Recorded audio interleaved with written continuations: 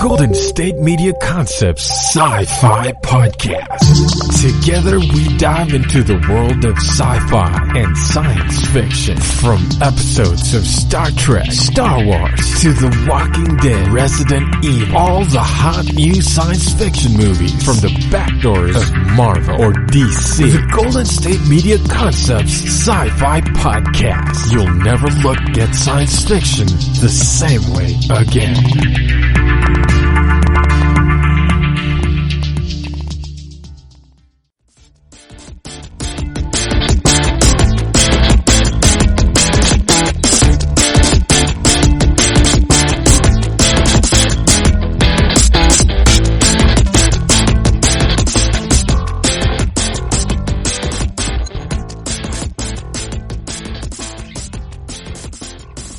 Thank you for tuning in to the GSMC Sci-Fi Podcast, brought to you by the GSMC Podcast Network. I'm your host, Alex. Today, we are going to talk a little bit about some exciting new rumors that have been running around the Facebook groups as well for Star Trek. And then we're going to talk a little bit about some upcoming movies, including some Ryan Reynolds sci-fi and comic movies. Some movies I would like to see more than Kenobi that don't necessarily exist, but I think would be dope in the Star Wars universe. And then we're going to talk a little bit about why there are so many space Nazis and my favorite X-Files episodes.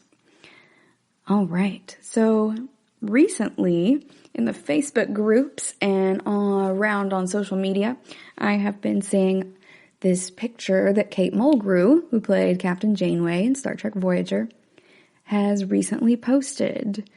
It has some vague, mysterious text along with a photo of a Starfleet uniform. It's like a big close-up right there on the chest, so you can see the communication badge. And it kind of implies that she may be putting the uniform back on. So we already know that there are a lot of people who are going to be coming back for Star Trek Picard.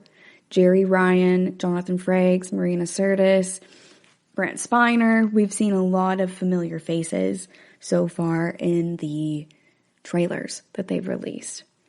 But we have not heard anything about Kate Mulgrew. As far as I know, Jerry Ryan is the only character who's specifically from Voyager who was slated to be in this show. So that's very exciting. However, there are also like 4 Star Trek shows that they're trying to get to run constantly. So they have said that they don't want them to all run necessarily simultaneously, but they do kind of want them to run back to back. So the first one that we have a date for is Picard. So we are less than a week out from getting to see this. I am so excited. Feel like I might be a little bit emotional when I see Data and Picard see each other for the first time again. Brent Spiner recently did an interview with Marina Sirtis in which they talked about that and what it was like putting on those personas again, and how, he's like, I see Patrick all the time, but, it was weird seeing him as Picard while I was Data again for the first time in so many years. So being back in that context, they are really excited about it, which makes me really excited about it. But he also said that it was kind of emotional.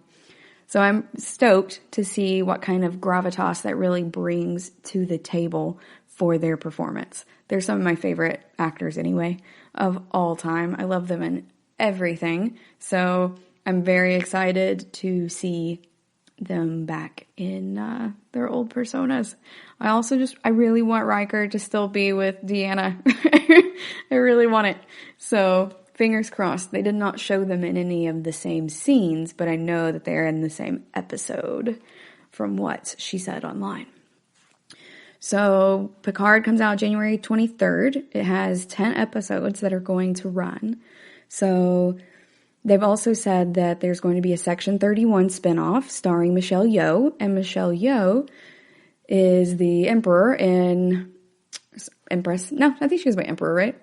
In Star Trek Discovery. So her character will be in Section 31, the spinoff. She'll be starring in that. But she may still be in Discovery because she said that 31 is set to film after Discovery.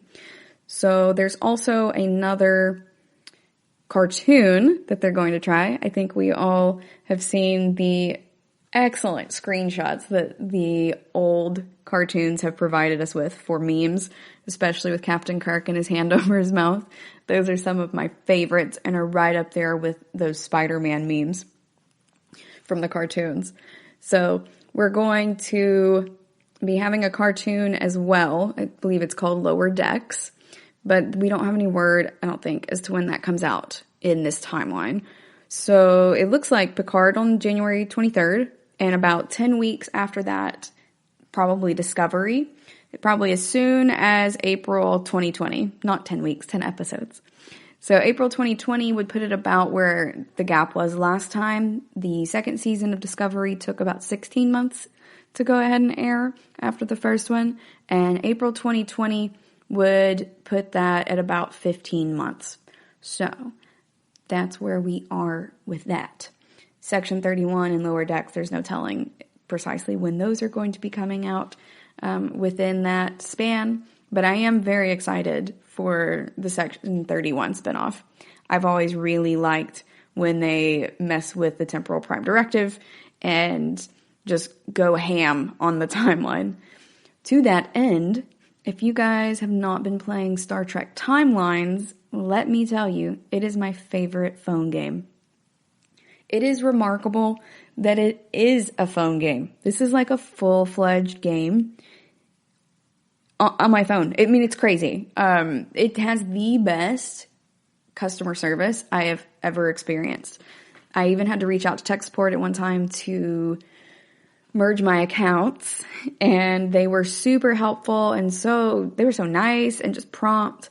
But also, anytime someone has trouble with something in the game, like if there's like a minor bug, they will just give everyone credits to use in the game. It's awesome. You get credits or like the energy that you need to perform your tasks. There are in-app purchases, but they are so nice and generous with all of those credits and everything that I've never had to purchase any. No, I have actually purchased stuff. I didn't have to, but I did it anyway. That's what I use my iTunes gift cards for. So if you're going to send me an iTunes gift card, it's going into Star Trek Timelines. It's really fun though, and if you haven't tried it, you get your own crew, and all of the characters from all of the timelines are there. It's crazy. I have like 4 Janeways, a couple of Picards. Who do I have the most of? Definitely not Wesley Crusher. I send Wesley out the airlock every time I get him. It's not really an airlock. You're just, dropping him from your roster. But I like to envision it as jettisoning Wesley from my airlock. However, I haven't gotten any cool Wesleys yet, like when he kind of ascends and becomes a greater being, but I might keep that one. But it's usually just Ensign Crusher or just plain old Wesley before he even goes to Starfleet Academy. So, it's not him, but I think it might be Spock. I have a lot of Spocks, and I have several Rikers. They even have the fabulous one where he is in that outfit that looks like he's from an episode of Golden Girls. So it's definitely really fun to play that, and they all have different abilities and stuff. So there's a couple of main abilities that you can have, like command and science and stuff like that, and you work on leveling them up, and you get rewards, you get loot essentially, like when you complete certain tasks. And once you complete those tasks, then you can later use that loot to help level them up by crafting new stuff, or sometimes you will get it in the loot totally complete. It has so many different ways to play it, and they add new content all the time. It is wild. If you are looking for a new phone game to play, I definitely recommend Star Trek Timelines. But you might end up putting a lot of time into it. It also only runs on Wi-Fi, at least on my phone. It tells me that it cannot play it offline, even if I'm on data. So that is one thing that is interesting.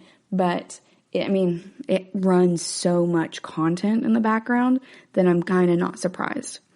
It also has like a Dabo wheel type feature where you can win certain prizes.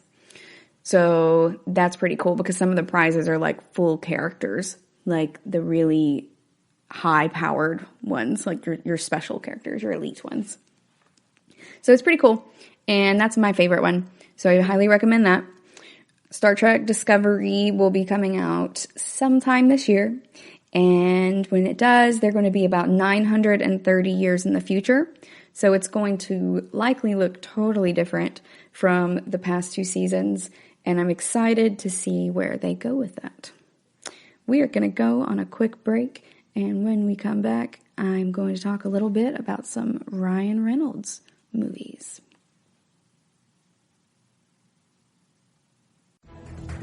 Want to find out what movies to go see? Then check out the GSMC Movie Podcast. It's your ticket to the latest movies, whether it's a new blockbuster event, romantic, comedy, or action flick. This show has got it all covered. They talk some what to go see now. Don't bother. What's hot on Netflix and everything in between. That's GSMCpodcast.com/movie-podcast. When it's all about the movies, it has to be this new show. Don't forget to like them on Facebook and follow them on Twitter. Visit GSMCpodcast.com for more info.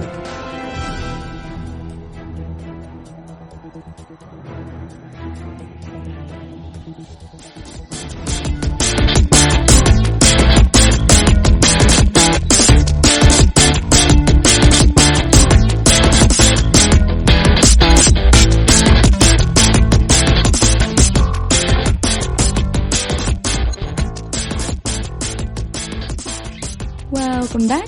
In our last segment, we were talking about some new Star Trek announcements and rumors, as well as the game Star Trek Timelines.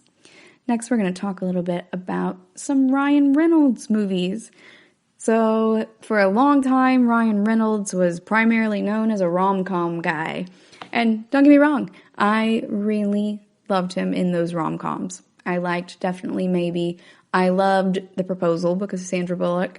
Especially, she's one of my favorites, and Betty White, and all that jazz. I didn't even hate Green Lantern. Now, wait, before you at me, I think that it definitely had its problems, including the CGI and all that jazz.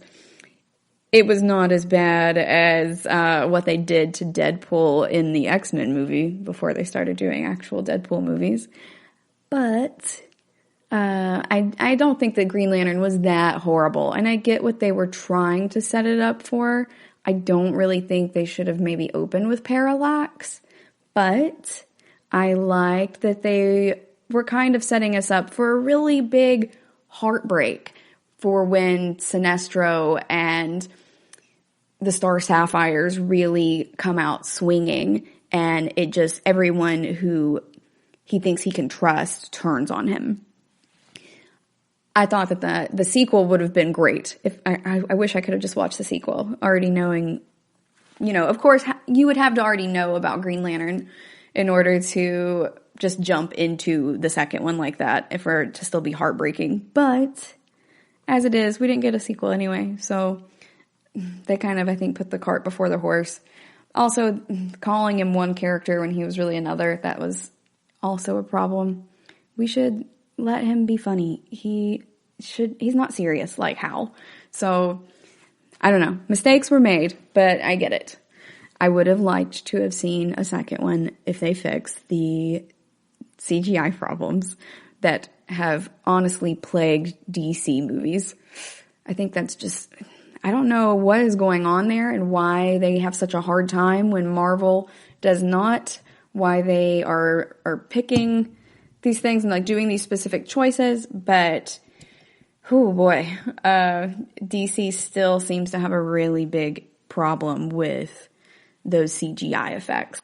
Like that CGI corn in Justice League. I think that is so funny.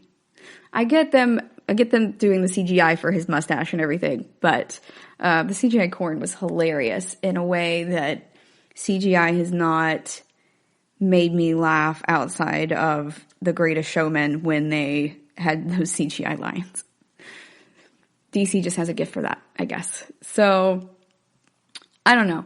I think that the CGI was definitely a problem, and choosing which iteration of Green Lantern they were going to have him play was kind of a problem, but I thought that overall he did a really good job. I enjoyed the job that Blake Lively did. I think that everyone did the best they could with the scripts and characters and stuff they had.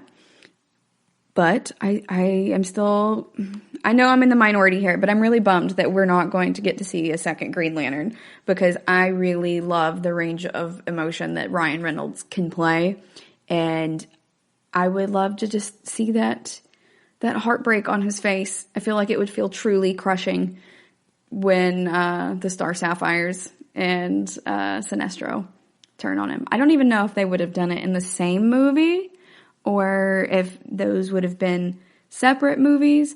I mean, heck, if they would have dragged it on for a while, for a couple movies, and then had him turn on him, oh, that would have been so bittersweet. And that's, it's kind of what I want in my comic book movies and stuff too. I like it when the really crazy stuff happens, like when Scarlet Witch just snaps and they do the House of M timeline. Oh man, I would love to see that. I'm not sure that we ever will, but I was really hoping for that when they first announced that Wanda was going to be part of Marvel. So similarly, I mean, there's just a lot of timelines that I think we're not going to get to see. But if I had my druthers, I would have loved to have seen more Green Lantern if they had just fixed those other issues. If they decided to come out with another one, especially with how vocal Ryan Reynolds has been about how he feels about that Green Lantern, I think I would totally still watch it. I think other people should. He seems to really care about the comics that he's representing. He has strong feelings about it, just like Mark Hamill, and I really love that about them. Deadpool 3. So, it may be a while until we get to Deadpool 3. It's estimated to probably be a Marvel Phase 5 movie, and that phase is not set to begin until February 2022, and the movie that is supposed to premiere then has not even been disclosed, as far as I can tell. So I'm not sure what that's going to be, but Ryan Reynolds seemed to kind of intimate that it may be Phase 5, so that would be pretty cool. What would we maybe be seeing in that Deadpool movie? Well, if you remember at the end of the last movie, Negasonic Teenage Warhead was trying to fix Cable's time machine. So maybe some more time travel. That could be super cool. I was really curious what they were going to do with Vanessa / Copycat, but I'm not sure what exactly they're going to do with that at this point. Ryan Reynolds has also said that he's not sure where these Deadpool movies are going to go, because in order to make Deadpool really be in his element in these movies, just like in the comics, you really have to take everything from him. You have to take a lot from him, and he doesn't think that it's really sustainable in the long run on screen to keep taking these things from him, like taking Vanessa and all that jazz. So, I'm not sure what that would look like, but he has also said that he wants to explore Deadpool's pansexuality in the future, which I am excited for. I don't know about y'all, but I am very excited for this new Lando Calrissian pansexual space pirate thing with Donald Glover. I'm also really here for Deadpool's pansexuality, and this is what Ryan Reynolds had to say about it at Comic-Con. I certainly think that this universe needs to represent and reflect the world in genuine ways. The great thing about Deadpool is that we're allowed to do things that other superhero movies don't necessarily do. So since they do get to use that R rating, and most of the other ones do not, it gives them a lot of leeway to just, say crazy things like when Juggernaut said he was going to melt down Colossus and use him as a specific type of device. If you've seen the movie, you know what I'm talking about. So it's kind of exciting to see where all they can take this, and I'm really excited that he's trying to represent and reflect the world in more genuine ways.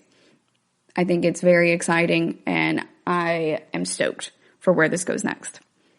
I also watched the movie Selfless the other day. It was like a 2015 Ryan Reynolds movie that was also a sci-fi, where he played this really, really rich guy who had everything going for him except for the fact that he gets a terminal illness in the first 2 minutes. It's not a spoiler. And so to deal with that, the only thing he can do is participate in this process called shedding, where he gets his consciousness transferred out of his body into the body of a cadaver. And the cadaver looks like Ryan Reynolds. He was originally played by another guy in the first 10 minutes before he becomes Ryan Reynolds. So he gets in his new body, he gets a new identity, he has to leave everything behind, can't talk to his family anymore or anything, because this is like, shedding is a top secret type of process. So he goes to live his new life in New Orleans. Now his name is Edward, and he ends up starting to uncover some of these secrets. And the further he gets, the more it makes him question his own choices and who he really is and who he wants to be going forward. It also addresses, kind of that scientific research that's really creepy in sci-fi that I've mentioned before that I really love. So I really enjoyed that. If you liked Altered Carbon, then you might also enjoy Selfless. I really liked it, and I don't know. I didn't love it. It's not going to be one of my top favorites, but it almost felt like an indie film in some ways. It was very interesting to me the way that they did it. It reminded me anyway of some indie films that I've seen that were sci-fi. His next movie coming out is going to be Free Guy, his next sci-fi adjacent movie. That's going to be in July 2020, where he plays an NPC. So his character is technically a bank teller, but he's just a background character, non-playable character in an open world video game called Free City that's about to go offline, and he kind of becomes aware of the fact that he is an NPC and that he's living in a video game. So I'm excited to see that one too. It looks pretty silly, and that's okay. I'm here for it. I love all kinds of sci-fi, including the silly kind. I especially love B movies. I don't think this is going to be a B movie, but even if it were, for me, sci-fi is like a shoot for the stars. No, I said that wrong. A shoot for the moon. Even if you miss, you'll land among the stars. Now, the actual science and astrophysics of that quote aside, the general gist, you get it, is, I love really good sci-fi, but also I love really bad sci-fi. So I'm hoping that they shoot for the moon with it and we land among the stars. Really, we should be shooting for the stars, and then we might hit the moon. But that's neither here nor there. Okay, guys, we are going to go on a quick break, and when we come back, I'm going to talk about some Star Wars characters I would rather see a movie of than Kenobi. See you in a second. Tired of searching the vast jungle of podcasts? Now listen close and hear this out. There's a podcast network that covers just about everything that you've been searching. Hey! The Golden State Media Concepts Podcast Network is here. Nothing less than a podcast bliss with endless hours of podcast coverage. From news, sports, music, fashion, cooking, entertainment, fantasy, football, and so much more. So stop lurking around and go straight out to the Golden State Media Concepts Podcast Network. Guaranteed to fill that podcast itch. Whatever it may be. Visit us at www.gsmcpodcast.com. Follow us on Facebook and Twitter, and download us on iTunes, SoundCloud, and Google Play.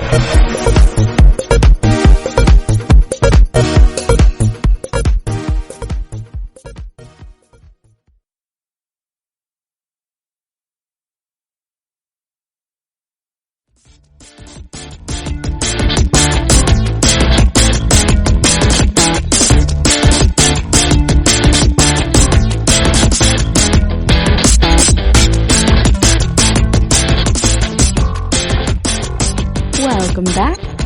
Before the break, we were talking about some of Ryan Reynolds' previous and upcoming sci-fi and sci-fi adjacent movies, including Deadpool 3, Selfless, Free Guy, and my controversial opinions about Green Lantern.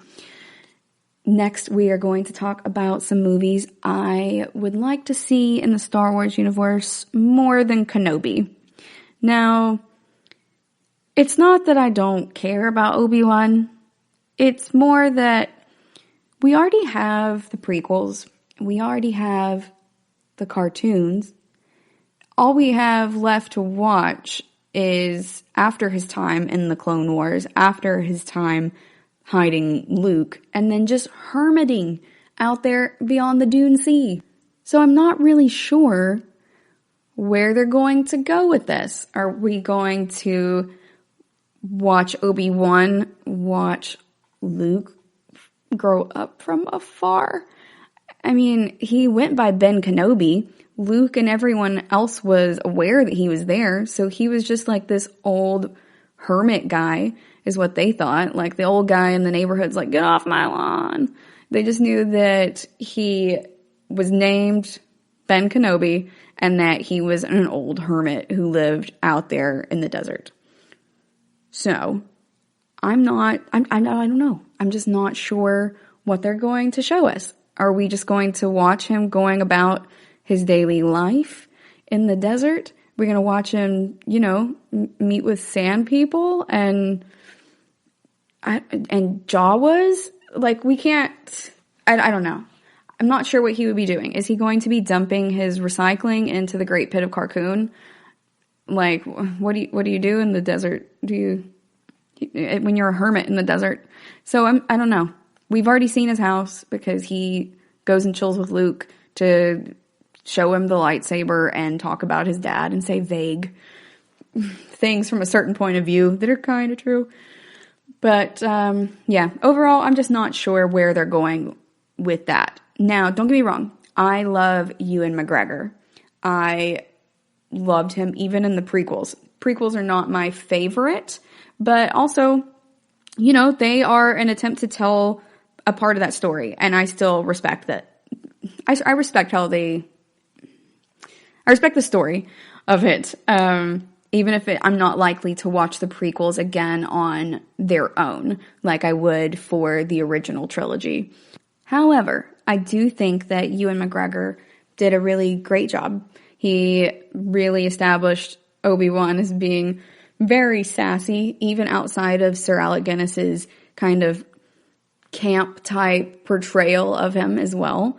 And I say camp with, like, the utmost reverence. I love camp.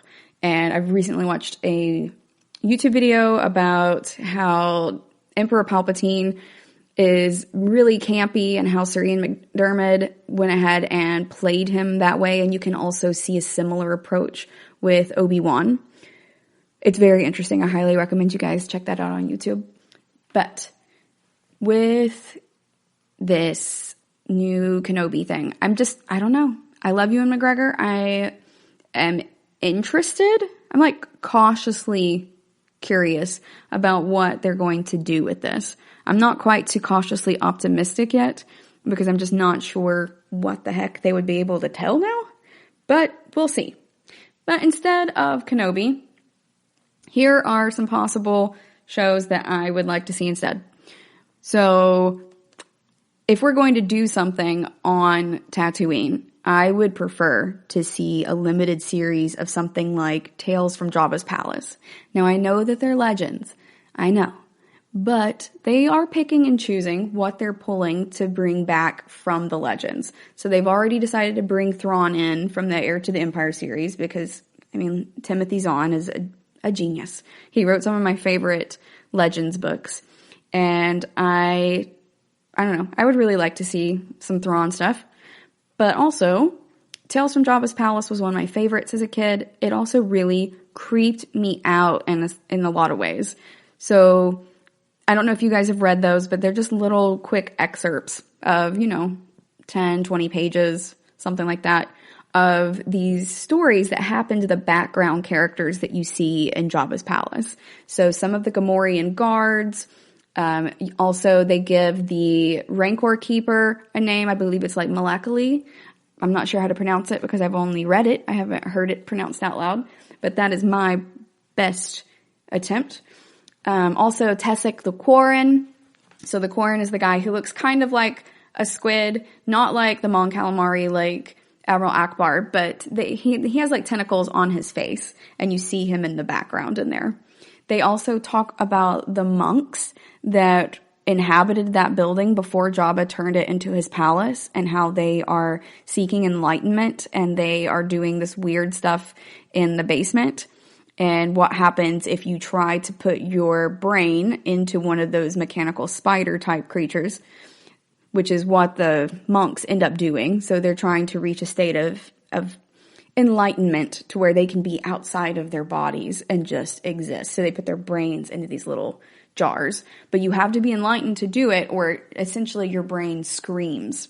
So before Galaxy of Fear was really something that I was into, I was really into Tales from Jabba's Palace. But it also made me terrified to go downstairs at the laundromat and in some of the rooms in my elementary school, because I thought that one of the snot vampires was going to be waiting underneath for me. It was just so creepy. From a kid's perspective, it was super creepy. I totally could handle it. I was in about 5th grade when I read it. But it was a lot of fun. It's like kid creepy. So if you're trying to get your kids into some more Star Wars stuff, they could probably start with that, I think.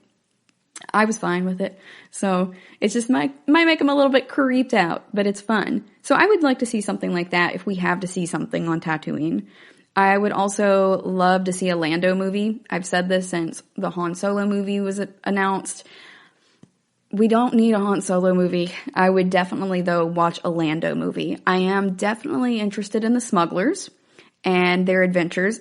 You could still use the Falcon because Lando, it belonged to him before he lost it to Han in that Sabacc game, and it changed hands between them, in the Legends at least, several times over the years.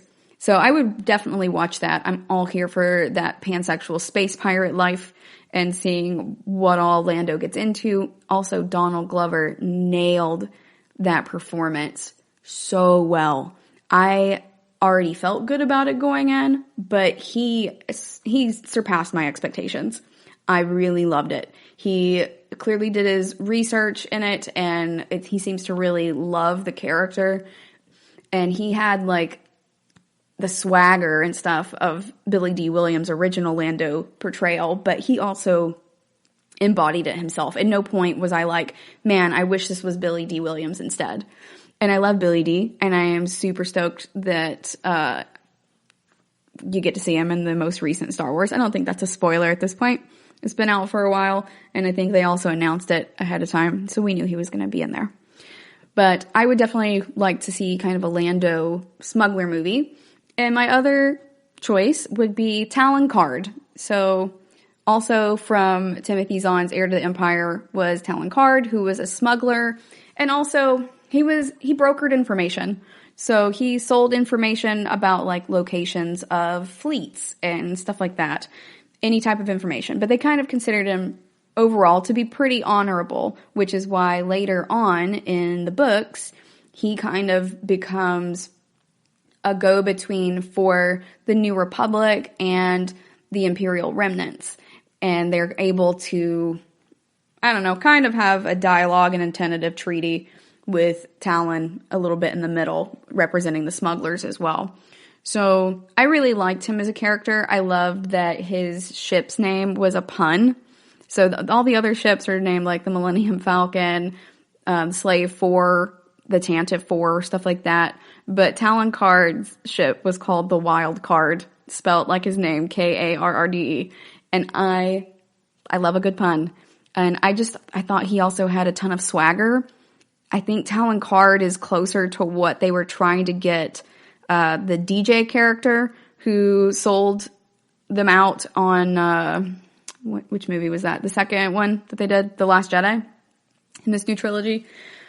He did not really resonate for me, but I think I got the impression that they wanted like a Talon Card type character. And if it had been Talon, then I think it would have made a lot more sense. with how he would have obtained the information. Although Talon Card is really hard to catch because he's not going to be putting himself in situations like that other character did. I really would have liked to see that, even if they didn't put Mara Jade in it. But if you didn't read the Legends books, Talon Card also had his second command was Mara Jade, who was the hand of the Emperor. So before she marries Luke, she is running around with Talon Card, and they kidnap Luke at one point, and then it goes from there. So those are just a couple of things I would like to see more than Kenobi, but I mean, also, we don't have to look at it as an either or. We can look at it as all of them. So if you guys would also like to see one of these, like the Lando or a Talon Card movie or like a limited series similar to Tales of Jabba's Palace, go ahead, let me know in the comments. If you totally disagree with me, I am also very excited to talk to you about how you feel about it. That is the only way we learn, is by talking about differing opinions. So I would love to hear from you guys as well as to what you guys would like. Hit me up on Twitter. That'll make it a little bit easier to tell as well. That way I can reply back. So we are going to go on another break. And when we come back, we're going to talk about Ewoks and cute but terrifying protagonists. Watching TV has changed over time. Streaming has become the new norm. That's why Golden State Media Concepts television podcast dives headfirst to the world of cord cutting. Want to be on the loop of what's hot in Netflix? Or if it's not a preference, what about original shows in Hulu? We've got you covered. Join us as we fill in the blank and talk about movies to stream and what show you should be binging. This is the Golden State Media Concepts television podcast.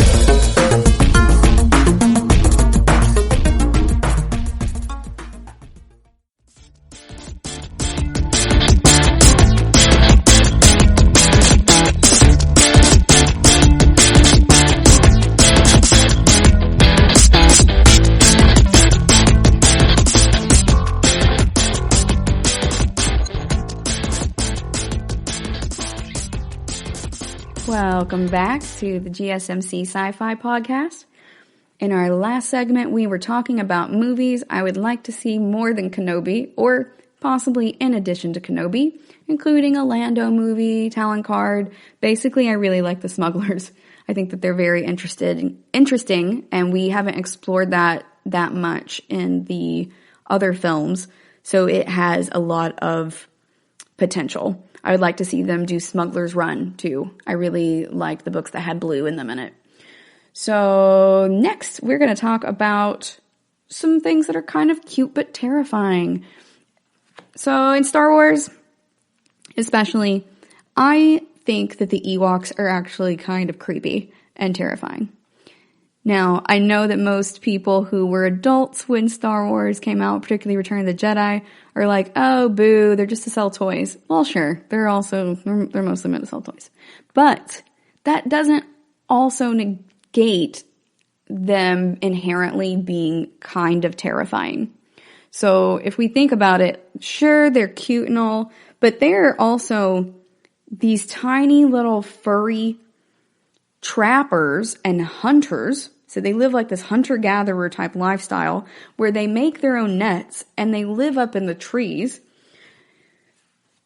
which makes me wonder what the heck is on the ground that these teddy bear things want to live way up in the trees. It makes me think of like Kashyyyk and how in the books Chewie and all of his people, they live way up in the trees on their home planet because there are scarier monsters down below, or scarier aliens, I should say. So, like, I think one of them is described as like a big cat-like creature almost. And one of the Wookiee rites of passage is to descend down below the canopy into the lower parts of the forest. So down the tree trunks and everything, and go and face off one of those things. You have to go and survive it. So I think that's what makes me think, what the heck else is on Endor that, the teddy bears are living way up in the trees because they're hunting on the ground. You know, they laid those traps for things that are on the ground. And those were some big nets that they laid. What were those for? And them being able to take those type of creatures down, also very interested to see what that would have looked like, because it seems like, you know, they're small and the kind of, you know, they're on our side for most of the movie, but they also try to eat everybody at one point. So they're willing to eat humans that are sapient as well, when they know that they can communicate with them, because C-3PO can speak to them, and they've decided, especially Wicket, has decided to be friends with Leia. So they can clearly draw these distinctions, and they still choose to eat these sapient creatures that are humans. So I think that's kind of terrifying. Also, you know, I am 31, so I was a kid when I saw Return of the Jedi the first time. I was also a child when I saw the Ewok movies the first time. Those Ewok movies, dude, they go through and they fight these giant spiders. Like, they're huge. And like an actual giant type creature. I think that tells us a lot about these little guys.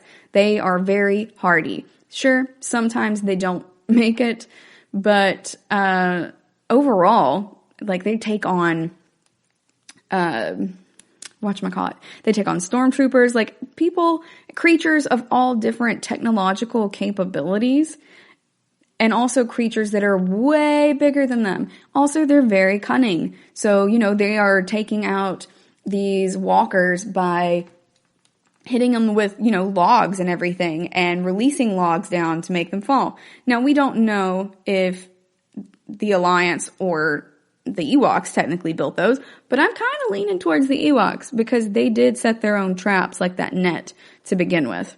They're definitely capable of sitting there and thinking these things through. So we think of them as cute and fuzzy because they are cute, and we can't quite understand what they're saying. A lot of what the Ewoks say is not interpreted. But I think overall, I mean, they're kind of creepy. They're kind of terrifying. It's like Chucky and stuff, or like Annabelle in those horror movies, where it's like, oh, Annabelle is, you know, she's kind of cute, but she's also a creepy evil doll. So I think that there's a lot to be said for, you know, when something cute and small wields great power in a scary way. I like that. So, I don't know. Might just be me, but I actually enjoyed the Ewoks. Tribbles are not quite as terrifying as Ewoks. Those are just little fuzzballs, although they do look like asp caterpillars to me. Pus moths, and I got stung by one of those ones, and it hurt so bad. You would not think it, but they look like little pieces of lint. Way smaller than tribbles, but, you know, it's neither here nor there. But I like when they're creepy like that. I kind of always hoped that if we ever got to see the furlings in Stargate, that they would be, you know, not like the Ewok-looking things that they showed in the episode 200, but more like, I don't know, I almost want them to be bad guys, to be honest. I know that they're part of the first 4 races at that point, where they had the Furlings and the Nox and the Ancients, the Alterans, and the Asgard. But I don't know. I just think it would be interesting if they were also evil, or if they were just still there somewhere. I'm also here for them being cute but terrifying. I just wouldn't want them to look precisely like Ewoks. But it could be really interesting to see where they could take something like that. But anyway, when things are cute but terrifying, I'm here for it. I like those kind of things. It's kind of like Men in Black and stuff as well, where in that franchise you have characters that can take the form of other people or other creatures that seem, you know, more innocuous. Like, they're not as threatening. I think it's a lot of fun. That's just me. All right. Well, we are going to go on another break, and when we come back, we are going to talk about why there are so many space Nazis and that time Jack O'Neill killed Space Hitler. Be back in just a few minutes. The GSMC Life and Happiness Podcast takes you on a journey of exploration. We'll discuss tried and true methods alongside the latest trends of how to best live your life to its fullest and happiest. From psychology to meditation, science to self-help books, the GSMC Life and Happiness Podcast will help you to discover what makes you happy and how you can live life being the best you possible. Download the GSMC Life and Happiness Podcast on iTunes, Stitcher, SoundCloud, Google Play, or anywhere you find podcasts. Just type GSMC in the search bar.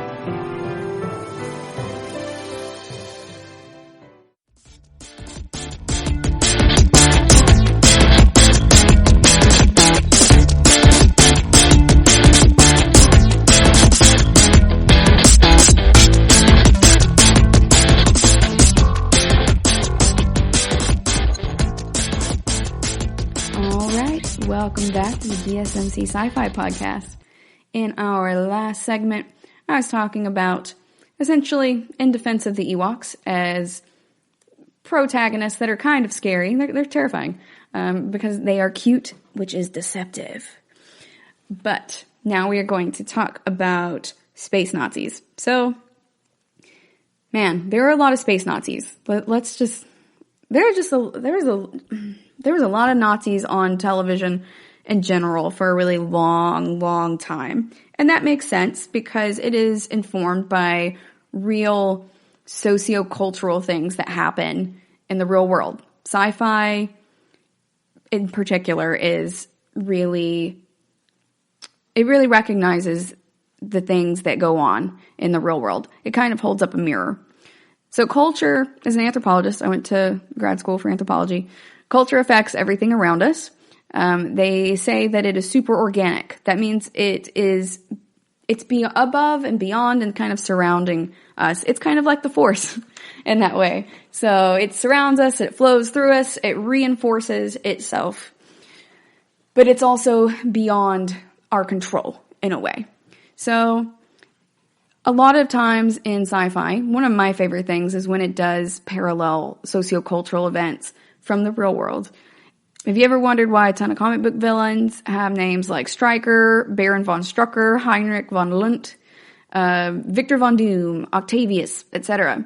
So many of these comics came out during World War II and the Cold War. And when we view them in the cultural context of the time that the shows came out, then it shows us the rise of the villains with names similar to those that sound like they came from the World War II Axis powers or from the Cold War. And similarly, many of the made-up locations reflect sociocultural events of the time. So like Sokovia, Latveria, things like that. Captain America was kind of created as a direct result of that sociopolitical climate at the time. These terrible things are really manifested in art in different ways that allow us to still have the same discussions. That's one of the reasons why I love Star Trek, because it allows us to kind of detach a little bit and step back and have conversations about tough issues without bringing the humanity and the emotion into it per se. And I don't mean not bringing humanity into it. I mean not viewing it as a personal thing. It's like a them thing. It's out in space. It's not, us per se. So we can think of it more as an abstract concept and then go ahead and apply it to our own lives. I think it's a great tool. So with that said, for a while there was a lot of Nazis. That was just the go-to bad guy because it's one of the worst things that's ever happened in human history on Earth in real life. So, everything from, in The Lion King, they have the hyenas goose-stepping to them actually calling them outright stormtroopers in Star Wars. And, outright just literal Nazis, not even figurative Nazis, literal Nazis in Indiana Jones and stuff like that. So I'm not surprised that it also made its way to Stargate, even though by the time Stargate was on the air in 1998 as a TV show, we were mostly focused on that time on the Russians. So think about Alex Krycek and them on The X-Files, which ran from 1993 to 2002 or something.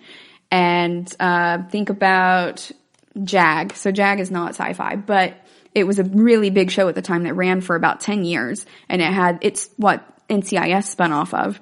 So JAG at the time was also really big on the Russians. Those were the primary bad guys. And they were talking about the war with, where the Russians were, hurting people in Ukraine and in people who were Czech and stuff before and after all of those Eastern European countries kind of reorganized.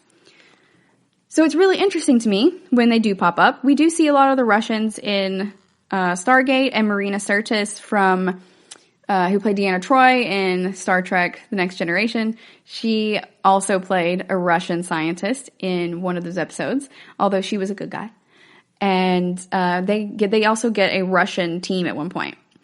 But there is another episode called The Other Side, I believe, if I do recall correctly, in which René Auberjonois, who I believe passed away this year, or this past year, he played Odo on Star Trek Deep Space Nine.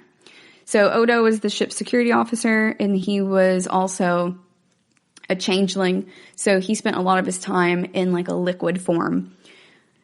But he played this guy named Alar on this episode of Stargate.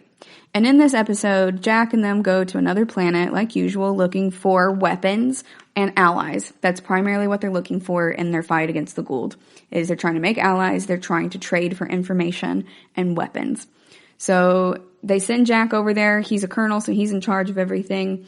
And they're like, okay, this is what we want. We're in a war with these people, and they just keep bombing us from the surface, and we all live underground here, and it's just not okay. Like, we want to go ahead and protect ourselves. So they frame it as protection, but they ask for heavy water. So essentially nuclear material like napalm and stuff to get rid of these other people. So they've spun the narrative in their own way, but much like a lot of other sci-fi shows that you see, a lot of times you only get one side of the story. And I love that Stargate tries frequently to tell multiple sides of the same story. And so you get that surprise of, that is not actually entirely truthful. The truth is always somewhere in the middle. So in this one, Jack and them find out that the guy is lying to him. He starts getting uncomfortable because the guy is being kind of racist towards Teal'c. And Jack's trying to figure out why, kind of, because he's like, I'm a little uncomfortable now. What is this? And he thinks it might just be because Teal'c is a Jaffa, because he used to be with the enemy and he has the enemy symbol still on his head. He can't get it off. Well, I mean, he could, but it would leave a giant scar, and it's also important to remind Teal'c of everything that he's fighting for. And so the guy's kind of racist towards Teal'c, and Jack raises his hackles up. So he starts looking into it more. And they find out that those people underground, Alar and them, are only telling them part of the truth, and it's not even really the truth. The only part that is the truth is that they are in a war with the people above ground who are bombing them.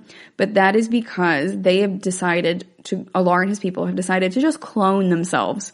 So we're back to Nazis and cloning. So just like the Clone Wars in Star Wars and making stormtroopers, that's what Alar and them are trying to do. But they refer to the other people as the breeders, and they think that is gross, and they want to wipe the breeders off the map. So TLDR, Jack ends up remote piloting a drone that from Alar's compound, and they think that Jack is helping them, but that's when Jack figures out that the other ships are not drones either. So they had also lied to them and told them that they weren't killing real people, those were just drones. So now they've lied to Jack, and he has participated in murdering these other people unjustly. And he flies the drone and kind of shoots it and then kamikazes it straight into the building that they are actively in, all of them. Him, Alar, Jack's team, everybody. And then they start going for the Stargate. And when we had told them we were going to give them heavy water, they were going to give us something really awesome. They were going to give us designs for all of these weapons and stuff. And after Jack realizes that they're essentially space Nazis, he goes to go through the Stargate and is like, you don't follow me. And Alar tries to anyway, because everything around him is crumbling down. The ceiling is literally coming down because Jack has crashed a giant fighter jet into the building. So whenever he goes through, Jack and Carter are the last two to go through. And Carter's standing towards the bottom of the ramp, and Jack tells General Hammond to close the iris. And the whole time, Jack is pretty much just looking straight into Carter's eyes. And you hear that thump on the iris. And you know that a thump on that means that somebody tried to come through and they died. But also, the entire building was coming down. You don't necessarily know that it was Alar. It could just be chunks of rock or other matter rematerializing on that side of the wormhole and hitting the iris. But Carter knows Jack, and so she knows what he did. And then General Hammond says, hey, did you get the technology at least? And Jack had chucked it because he did not want people on Earth to have access to such terrible technology because he knew what they would do with it. So Jack goes ahead and he says, no, I'm sorry, we weren't able to get it. And so he's outright lying to his commanding officer. And Carter, who is Jack's second in command, looks at him and they just stare at each other, and then the episode ends. And they never talk about it. That's the one thing about Stargate, is they never come back around and talk about things that happened. But I always thought that was very interesting. She never narks on him for it. No, nothing ever comes out of it. It's just an understanding between the two of them that he, essentially had General Hammond shut the iris to kill that guy and prevent another type of Holocaust from coming here, because Jack knew that our government and any other government that got a hold of that information would use it for terrible things. It wouldn't stop with the Gould. They would use it against their own people. And that is too far for Jack O'Neill. He was Black Ops, but Jack will draw some really interesting lines for what is too far for him. Now, I really enjoy that about Jack O'Neill. It's one of my absolute favorite things. And I like to think of him as being similar to a starship captain. We will talk about that more in a different show, though. But I want to plant that seed so you guys can start thinking about that. So like Star Trek captains and how Jack O'Neill plays into it. If you've seen Stargate and Star Trek, I would love to hear on social media from you guys about who your favorite one is and whether or not you think Jack could be considered similar to a starship leader. All right, guys, we're going to go on a quick break, and when we come back, we are going to count down my top 5 favorite X-Files episodes. Be right back.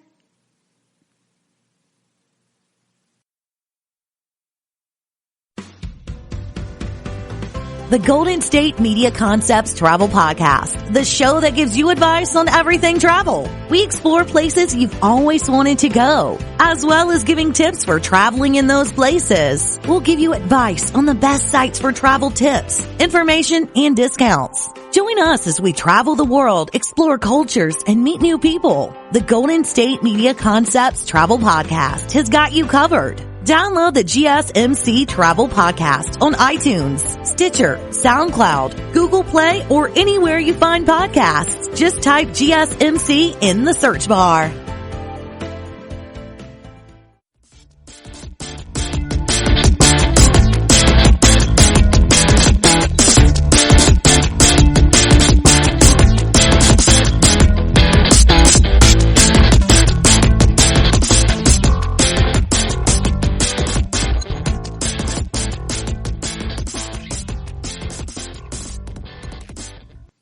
Welcome back to the GSMC Sci-Fi Podcast. In our last segment, we were talking about space Nazis and how culture kind of shapes a lot of storytelling, particularly sci-fi. And now we are going to talk about the X-Files. So the X-Files was one of my favorite shows growing up. It's still one of my favorite shows. But I saw my first episode when I was probably about 9 years old. I want to say. So it's probably about 3rd grade. And that was a rough time in my life for me. I'm sure that most of you have something similar, where sci-fi has helped you through something rough. But at the time, my grandmother died, and she and I were very close.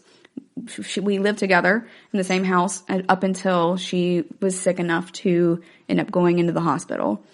And we did everything together. She taught me to read. She taught me to write. She even taught me cursive before I started kindergarten, because that's just how she was. She really gave me that curiosity and that love of learning for life that makes me love science and sci-fi so much. It's really formative.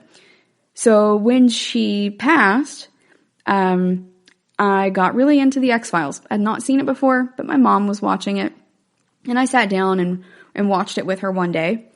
And I really, really loved it. It had all of those elements of weird things that my grandmother had helped me learn to love.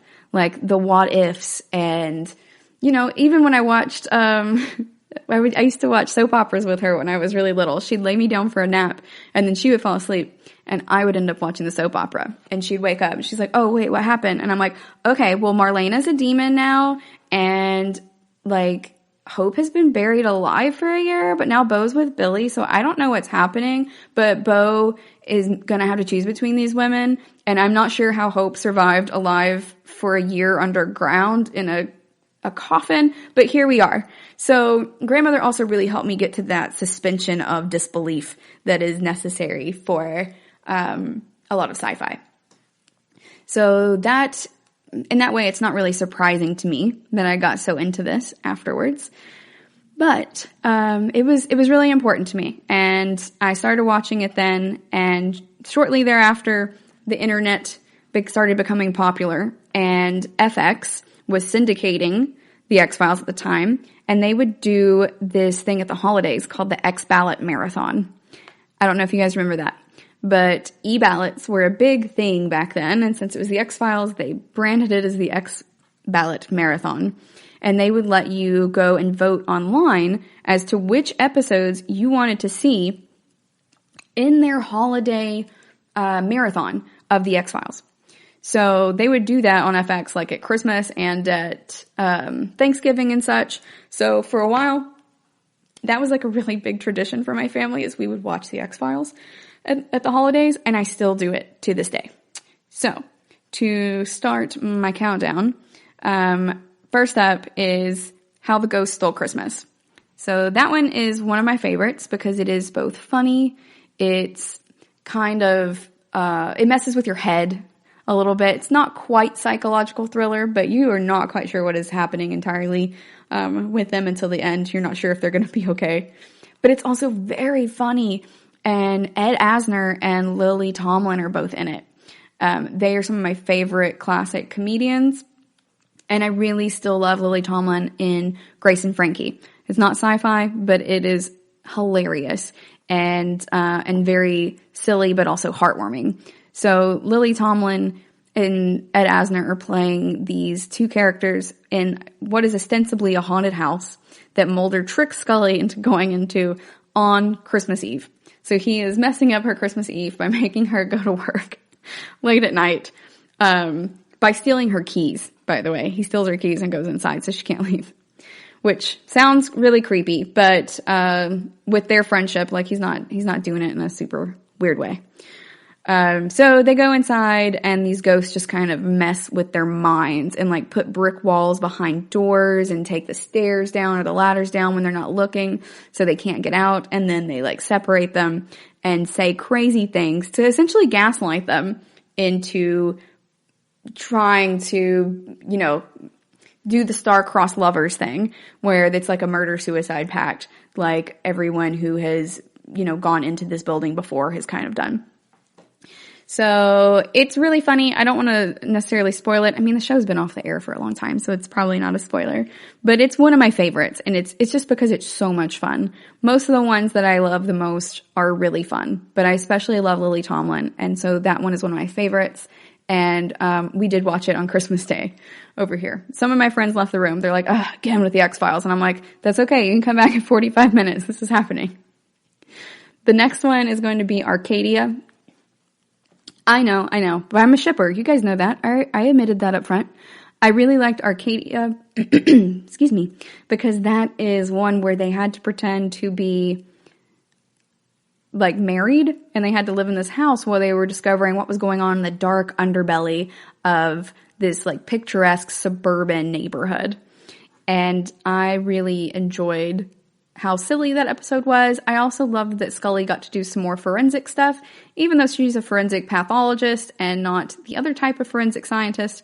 But, you know, she can do data collection for it. And I also really liked, like, the Tulpa storyline. I thought that was really cool that they had essentially made a golem to enforce their HOA rules.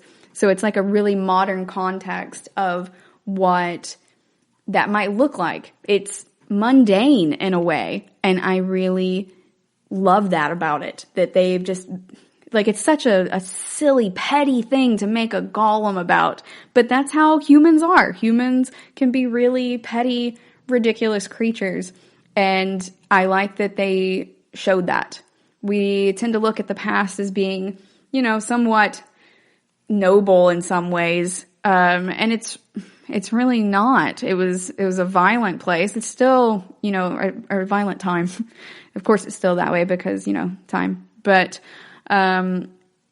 it's really interesting to me how, you know, they kind of showed that pettiness because we don't tend to focus on it in old stories. But I'm sure people back then were just as petty as people today can be. So I think that that's fascinating. I also really liked Triangle. So they kind of took a page out of Belisario's book and did an episode where they kind of take the characters and put them in a different context.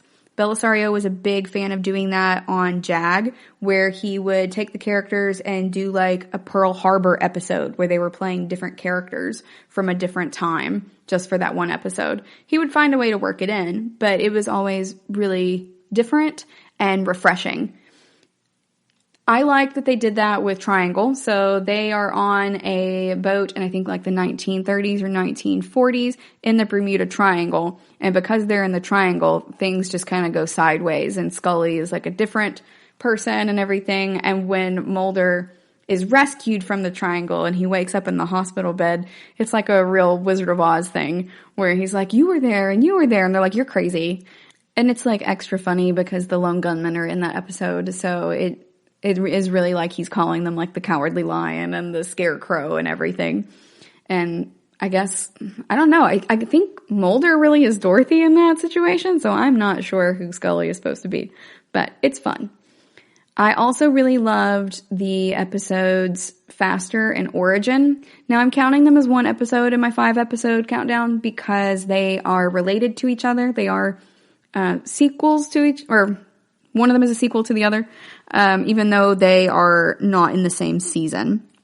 I really enjoyed this one. It creeped me out. Nothing except for Home, the Hillbilly episode, scared me as much as this one. So this was one of the second scariest, I think, because it was actually supposed to be about a necrophiliac. It was like a demon-type creature, a necrophiliac, and at the time, Fox would not let Chris Carter say the term necrophiliac. He wouldn't even let them imply it. So he had to call Donnie Pfaster a death fetishist. So that's why he's like a mortician lopping off girls' fingers and locks of their hair and stuff like that, because they would not let him actually say necrophiliac. It had to be death fetishist. So I thought that was really interesting at the time. But also I really like the music choices for it and the way that they show how the Reverend Orison is kind of involved in that. Yeah, it's called Faster and Orison, not Origin. Whoops, autocorrect. So, I don't know. I really like those a lot. I also like how they talked about cerebral edemas in there and drilling a hole into his skull. That is something that they actually used to do in pretty frequently in the past. So, as I said before, I went to school for anthropology, and it was specifically for forensic anthropology, biological anthropology. So we would study some of that. It was called trepanning or trephination, and they would take a chunk out of the skull and go ahead and leave that off so that it could relieve some cranial pressure. And it was commonly used when people thought that someone was possessed by a demon and stuff. So a lot of people did not survive those, but some people did. You can actually see where people have healed from it a lot. You can see the bone healing back. And some people who died before the bone healed back. And we don't necessarily know that that's what killed them. But, I mean, when you have a giant hole between your brain and the gross outdoors, I mean, come on. It could have been an infection. And like, it's probably likely you're going to get that infected. It's not great, but it is history. So I thought that was fascinating how they incorporated it. My last favorite episode is Bad Blood. So this is the vampire episode with Luke Wilson in it. I always thought that it was hilarious that they took the opportunity to have Mulder and Scully tell two different sides of the same story. And it's very much a he said, she said thing. And they both tell it very differently. Scully's version has Luke Wilson's sheriff as being very debonair and, you know, he's like a wholesome Texas boy, and Mulder's version has him as just an outright hick. And it's very funny to me because it's like, oh, it's showing that Mulder's kind of jealous of this guy. But we also get the really silly scenes of Scully doing her autopsies from Mulder's point of view when he wasn't even there. And Mulder on chloral hydrate singing in the floor as a vampire comes in, and he just throws a bunch of stuff in the floor. It's like toothpicks or something, and then the guy has to lean down and pick all of them up. So that's one of my favorite vampire tropes that we don't use it a lot in media. We don't tend to see that one a lot because it's kind of silly, but they really leaned hard into that in that episode, and it was hilarious. And it's a lot of fun still to this day. I recently watched it, I don't know, probably 3 months ago. Like I said, I watched it around the holidays especially. But I love that show, and it definitely endures. So if you haven't checked out the X-Files, I totally recommend it. You can start with any of those and probably be fine. Well, if you're going to do Faster and Orison, start with the first one, because you're going to definitely need to watch those two in order. It's not going to pack the same punch, and it won't quite make as much sense.